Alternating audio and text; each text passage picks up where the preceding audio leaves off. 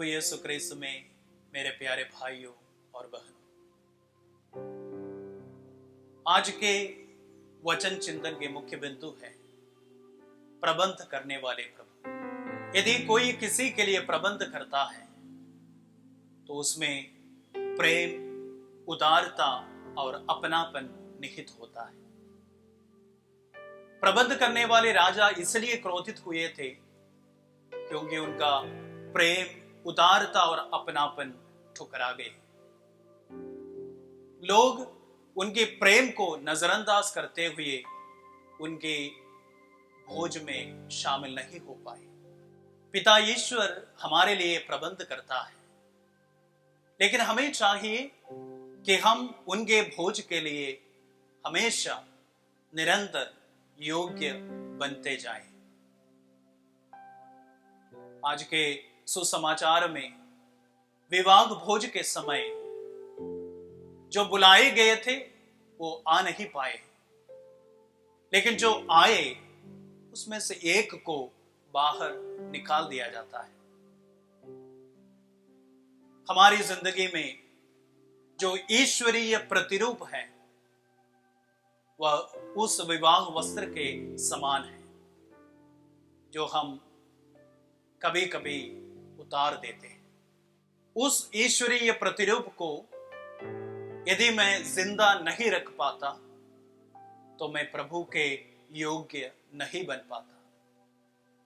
ये मेरे लिए बड़ी चुनौती है कि मैं उस ईश्वरीय प्रतिरूप को मेरे हृदय में, मेरे जीवन में हमेशा बरकरार रखें। प्रभु ने बड़ी प्यार के साथ, करुणा के साथ हमें बुलाया है, लेकिन हमें चाहिए कि हम उस ईश्वरीय प्रतिरूप को हमेशा निखारें और अपनाते रहें, जो हमें इस लायक बनाए कि हम प्रभु के भोज में, प्रभु के उस प्रबंध में अपना हिस्सा ले सकें। जिस भोज की जिक्र किया गया है वो स्वर्ग राज्य का और पवित्र यूकरिस्त का प्रतीक है। हम कितनी तैयारी के साथ पवित्र यूकरिस्त में भाग लेते हैं। हम कितनी तैयारी के साथ उस स्वर्ग राज्य की ओर अपना जीवन बढ़ाते हैं। हम शायद उस दूसरी श्रेणी के लोग हैं जिनके बारे में आज के सुसमाचार में जिक्र किया गया है, जो भोज में शामिल तो होते हैं। हमें से ऐसा कोई नहीं होगा जो प्रभु से मुकर जाते हैं, प्रभु के उस प्रबंध को नकारते हैं। हम जरूर प्रभु के भोज में भाग लेते हैं, प्रभु के प्रबंध में भाग लेते हैं, लेकिन अक्सर बिना तैयारी के उस ईश्वरीय प्रतिरूप को हम उतार देते हैं और उस ईश्वरीय प्रतिरूप के साथ इस भोज में, इस प्रबंध में हम आ नहीं पाते हैं। ये बहुत बड़ी चुनौती है। प्रभु की तैयारी पूरी है, उनके प्रेम, उदारता और अपनापन में कोई खोट नहीं, लेकिन क्या हम उनके लायक हैं? क्या हम उनके भोज के लायक हैं?